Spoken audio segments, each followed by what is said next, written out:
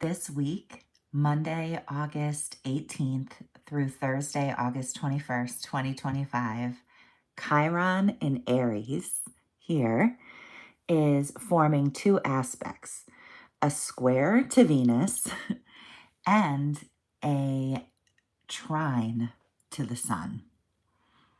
This indicates a week when we have the opportunity to do things a little differently, a little more honestly, maybe from a place that's a little more healed.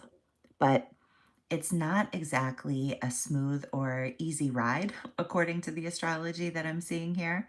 So I'm looking forward to talking with you in this report about all of it.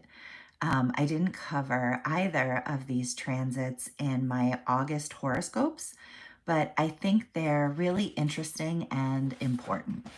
So yeah, I'm excited to talk with you about what's going on with Chiron this week. Let's go ahead and put something on the chart and take it one thing at a time. First, I would love to start. First of all, here's our Chiron and Aries signature. And this week, Chiron is in trine to the sun. That's this line that we see here in our chart. I like to highlight the transits in the chart. My hope is that if you're studying astrology, this is helpful. And if you just want to sort of set that aside and listen to the astrology side of things and ignore the visuals, I hope that these reports work for you as well. That's definitely my intention for them to work for everyone. Okay, so here we have Chiron in Aries, where he's been for quite a while. This is Chiron's final retrograde in the sign of Aries. So we are sort of taking in a lot of the things that we've learned according to what this signifies. And we have a lot of fire happening here as well, because with the sun is in Leo, it's a fire trine.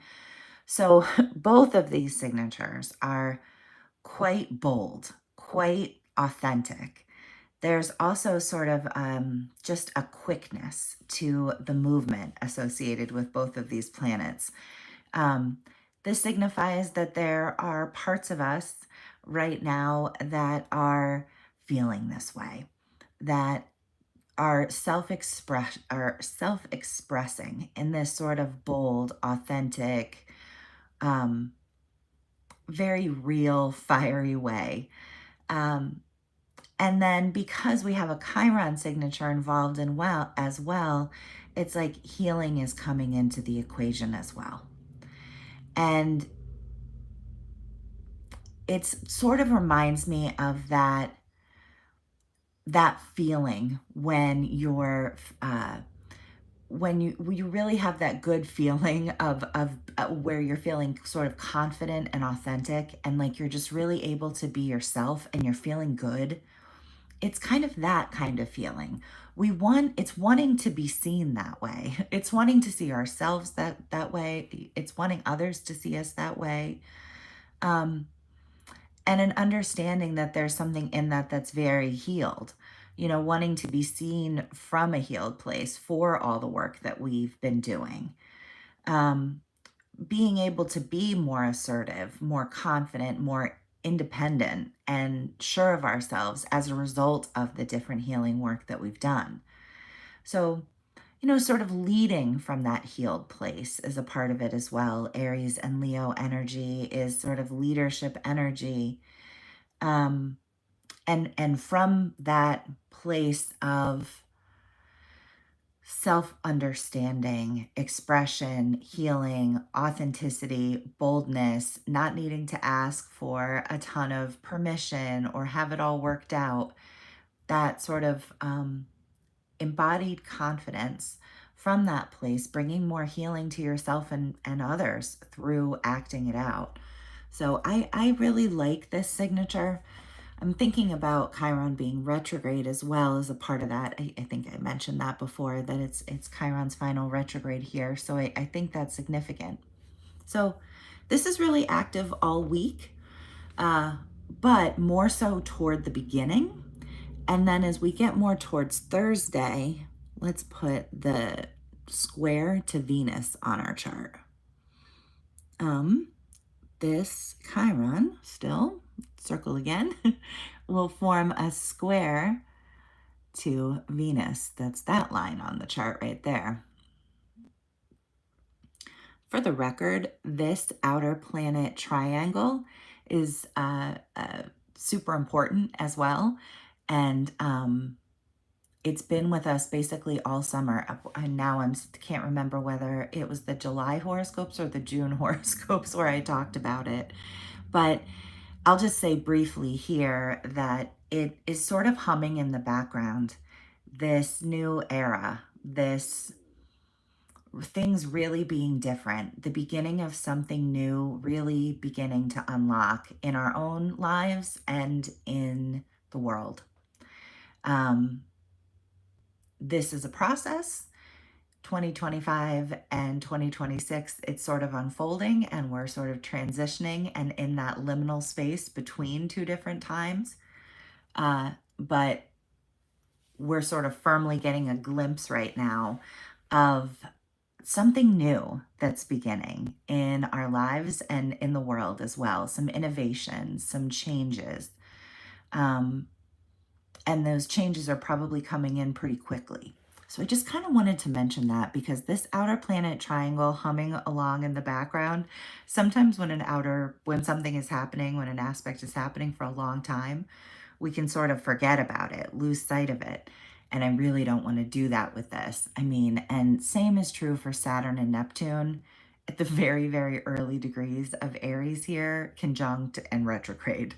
This is showing that this new era that we're sort of unlocking this summer and getting a glimpse of for the first time, we're having a chance now to take stock of it for the first time. It's like we sort of walked into this new experience and we're finally getting a chance to kind of slow down for a minute, catch our breath, and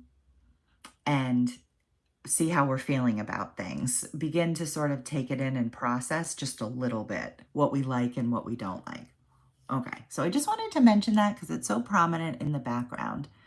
All right, so we already talked about the lovely trine between the sun and Chiron that really is sort of illuminating our confidence and our healing and wanting to lead and feel and move from that real strong place. And now we have, as the week progresses, the sun and Chiron sort of the scales tip a bit and the Venus square comes in a little bit more strongly. So interesting that both of these aspects that are most prominent and active this week relate to Chiron, right? So it feels like it's telling a story. So Venus in Cancer is so different than those Aries Leo energies we were just talking about. Venus in Cancer is loving and soft and nurturing and sensitive. And that's kind of rubbing up against something here. It's like some wounds can be stirred up in some kind of way. We could feel vulnerable. We could feel like points or places of insecurity are sort of brought to light that could use a little healing.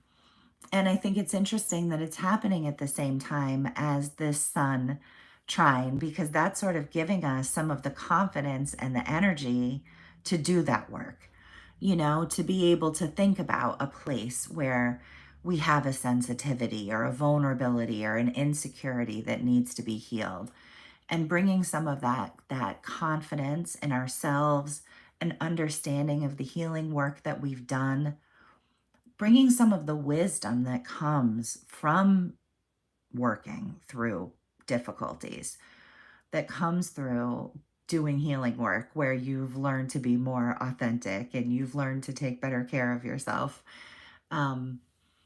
Bringing that wisdom and energy to whatever vulnerability or insecurity is sort of surfacing this week would be a great way to use this energy if that comes up. The energies that come up that need a bit of healing could be connected with relationships or desires in some way, what you want, feeling like, oh, I think there's a part of me that's not so sure I deserve this, maybe this new thing that's coming in. Um, or, something about being quite seen in a relationship, stirring up a problem, or just a conflict within a relationship as well.